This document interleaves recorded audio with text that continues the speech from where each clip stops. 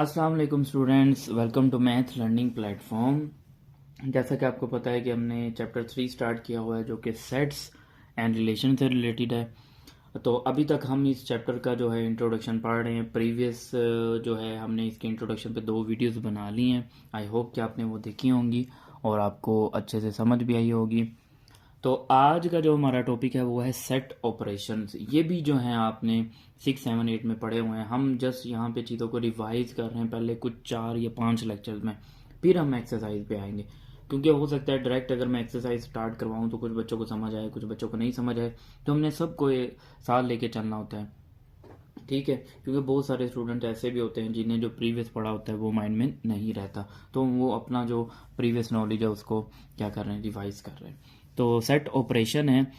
Operation जैसे आपको पता है मैथ में जो हमारे पास नंबर्स में ऑपरेशन होते हैं वो कौन कौन से होते हैं। एडिशन होता है, सब्ट्रैक्शन होता है, मल्टीप्लिकेशन होता है और डिवीजन, ये मेन ऑपरेशन होते हैं, ठीक है। इस तरह सेट्स में भी ऑपरेशन होते हैं।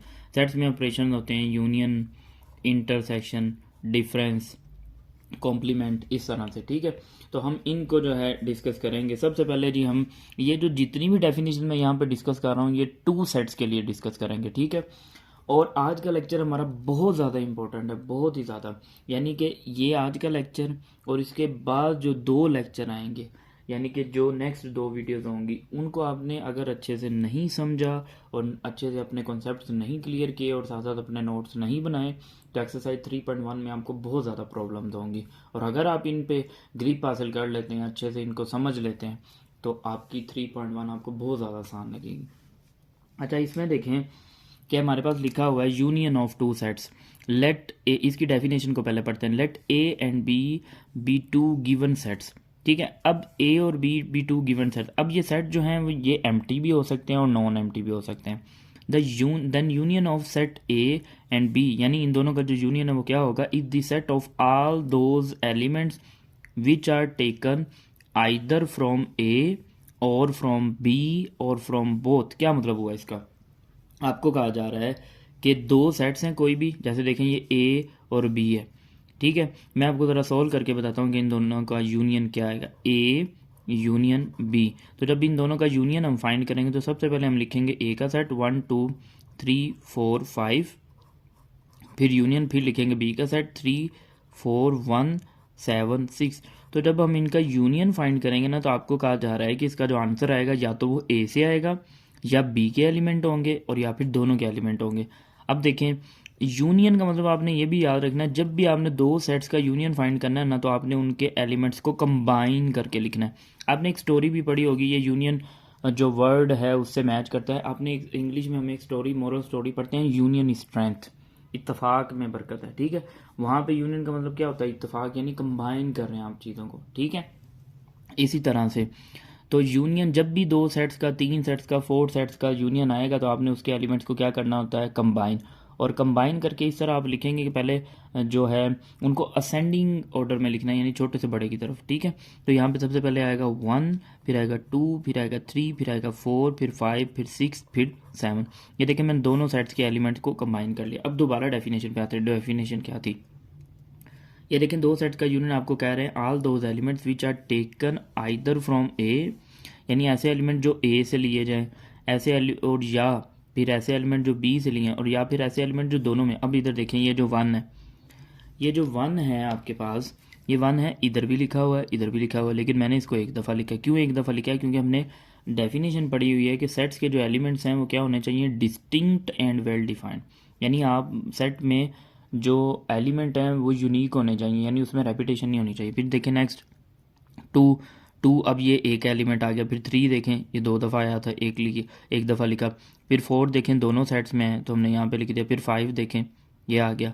और 6, यानी कुछ ए के एलिमेंट्स हैं, कुछ बी के एलिमेंट हैं और कुछ ऐसे एलिमेंट जो दोनों सेट में थे, तो आपने सबको कंबाइन करके लिखना है, लेकिन हर एक एलिमेंट को एक दफ़ा लिख रहे हैं।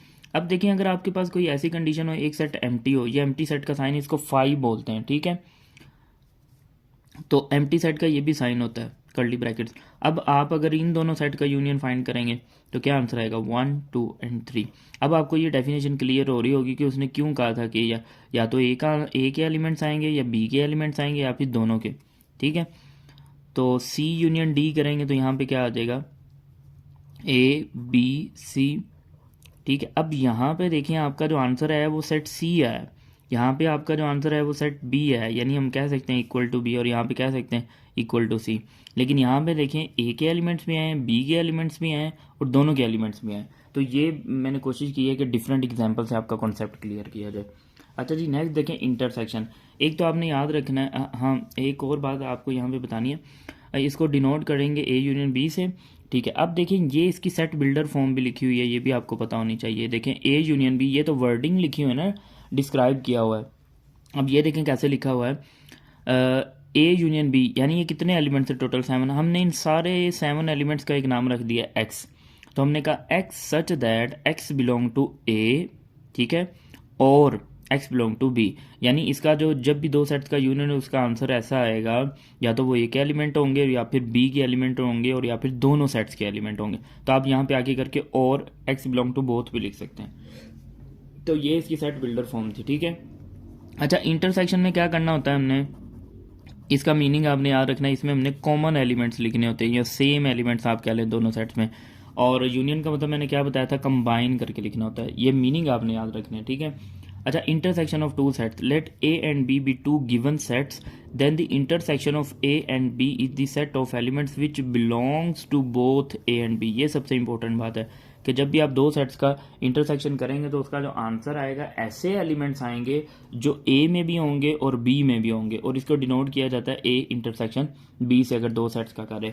अब यहाँ पे देखें एग्जांपल करते हैं हम, ए इंटरसेक्शन बी, ये मैंने दो सेट्स लिखे हैं, ये ए है बी, हमने इनका इंटरसेक्शन फाइंड करना है। पहले इन सेट्स को लिख लेते हैं, ये हमने इन सेट्स को लिख लिया, फिर इंटर यानी ए था, पहले मैंने ए का सेट लिखा, फिर इंटरसेक्शन था, इंटरसेक्शन का साइन लगाया, अब बी का सेट लिख रहे हैं 3 4 1 7 एंड 6। अब देखिए इंटरसेक्शन है ना, और इंटरसेक्शन का मैंने मीनिंग क्या बताया, कॉमन एलिमेंट। तो देखिए दोनों में कॉमन एलिमेंट्स कौन कौन से हैं, दोनों में कॉमन एलिमेंट्स कौन कौन से हैं, क्या 1 दोनों में कॉमन है, नहीं, क्या 2 दोनों में कॉमन है, नहीं, 3 दोनों में कॉमन है, यस 3 कॉमन है, उसके बाद 4 भी कॉमन है, उसके बाद 5 नहीं, तो 3 और 4 इसका आंसर आएगा। ठीक है, अच्छा अब देखें कि यहाँ पे एक जो सेट है आपके पास एम्प्टी और दूसरा सेट एम्प्टी नहीं है, तो ये पहले ए का सेट लिख दिया, फिर इंटरसेक्शन का साइन लिख दिया, फिर ए ई आई ओ यू। अब देखें इन दोनों सेट्स में कॉमन क्या है, तो देखें यहाँ तो कोई एलिमेंट है ही नहीं, तो इसका इसके साथ कैसे हम कॉमन एलिमेंट लेंगे, तो कुछ भी नहीं।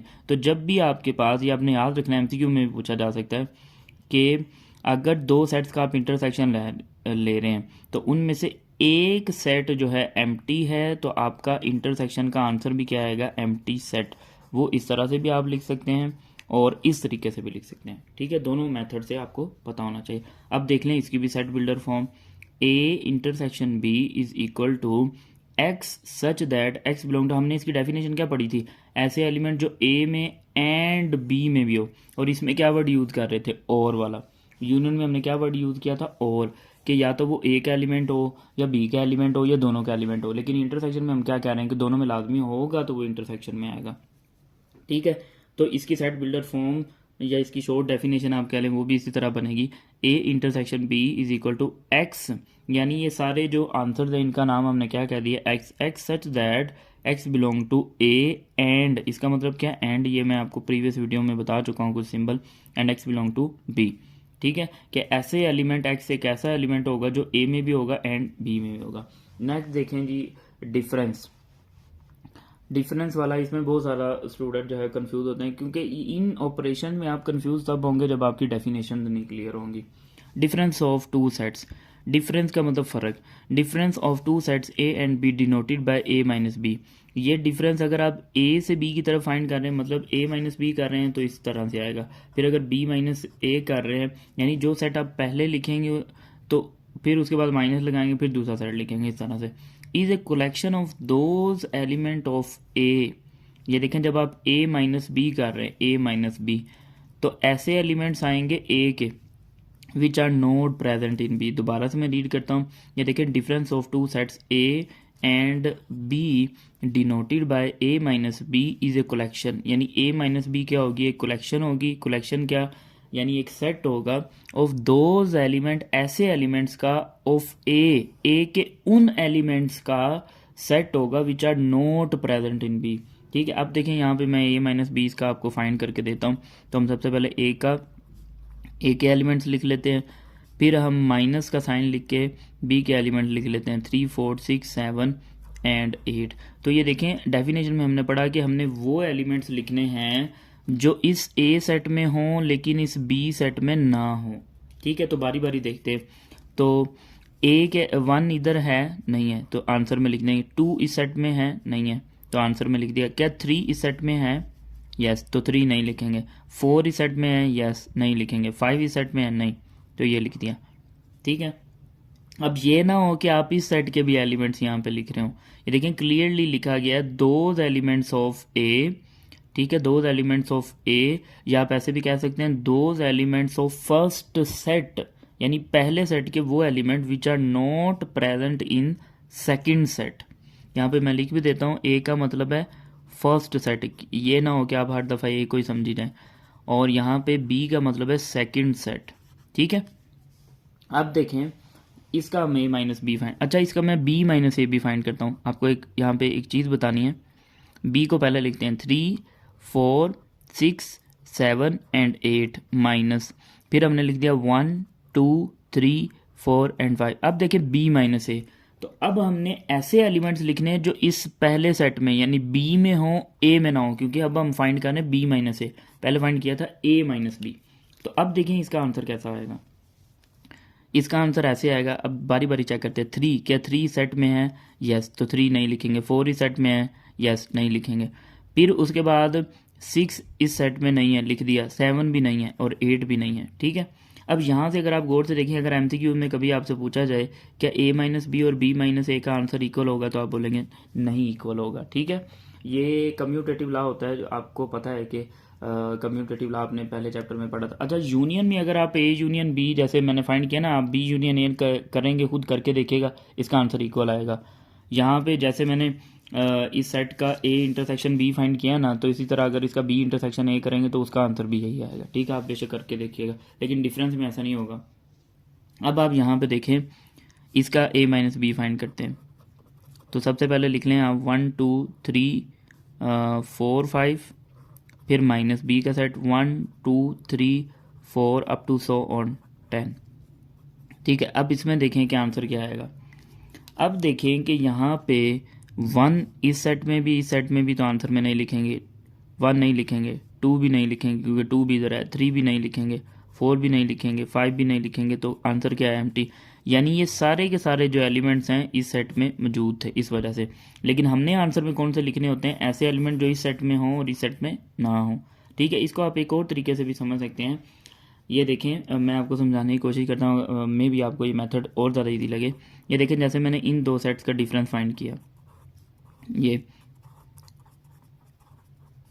ठीक है। अब आप देखें जो सेम एलिमेंट्स हैं ना, उनको आप कट करते हैं दोनों सेट्स में। जो ये कट कर दिए, 2 भी कट हो गया, 3 भी, इस तरह आगे जाके 4 भी कट होगा, आगे जाके 5 भी आएगा, वो भी कट हो गया, सारे एलिमेंट्स कट हो गए। तो कट करने के बाद जो पहले सेट में बच जाएं वो आप लिख दें, तो वो आपका क्या होगा? डिफरेंस। जैसे देखें यहाँ पे अगर आप देखें ये वाला ए माइनस बी, इसमें देखें जो दोनों में सेम है, 3 भी सेम है वो कैंसिल हो गया, 4 भी सेम है वो कैंसिल हो गया। तो बाकी जो पहले सेट में बच के देखें, क्या वो आंसर नहीं आया आपका? ठीक है, यहाँ पे भी देख लें, जो दोनों में सेम थे, 3 सेम था, 4 सेम था, वो काट दिया, बाकी आंसर आ गया। लेकिन ये याद रहे, कैंसिल करने के बाद आपने आंसर फर्स्ट सेट का लिखना है। ठीक है, तो आई होप कि आपको डिफरेंस ऑफ 2 सेट्स समझ आया होगा। नेक्स्ट हम मूव करते हैं जी, कॉम्प्लीमेंट ऑफ ए सेट, कि किसी भी सेट का कॉम्प्लीमेंट क्या होता है। तो इसकी डेफिनेशन पहले पढ़ते हैं। Let A proper subset of U. अब ए कोई सेट होगा और यू यहाँ पे क्या होगा? Universal set. इस सेट को भी हम डिस्कस करेंगे नेक्स्ट जो हम वीडियो डिस्कस करेंगे उसमें इंशाल्लाह इसको मैं एक्सप्लेन करूँगा कि यूनिवर्सल सेट क्या होता है। अब ये प्रॉपर सबसेट क्या होता है? Proper subset. ठीक है, अब सबसेट जब हम पढ़ेंगे तो प्रॉपर सबसेट भी आपको मैं डिफाइन करूँगा। तो प्रॉपर सबसेट पहले मैं आपको थोड़ा सा समझा देता हूँ। जैसे देखें, एक सेट लिखा हुआ है आपके पास 1 2 3, एक सेट आपके पास लिखा हुआ है 1 2 3। इसी तरह एक और सेट लिखा हुआ है बी, जिसमें 1 2 3 4 5 6 इस तरह के एलिमेंट्स लिखे हुए हैं। ठीक है, अब आप देखें ये दोनों प्रॉपर, ये ए प्रॉपर जो है वो सबसेट है किसका, बी का। कैसे प्रॉपर सबसेट है ये देखें, प्रॉपर सबसेट कैसे है ए बी का, कि इसमें सेट ए के जो एलिमेंट्स हैं ना, ये प्रॉपर सबसेट किस तरह से, ये देखें सेट ए के सारे जो एलिमेंट्स हैं ना वो बी के अंदर मौजूद है।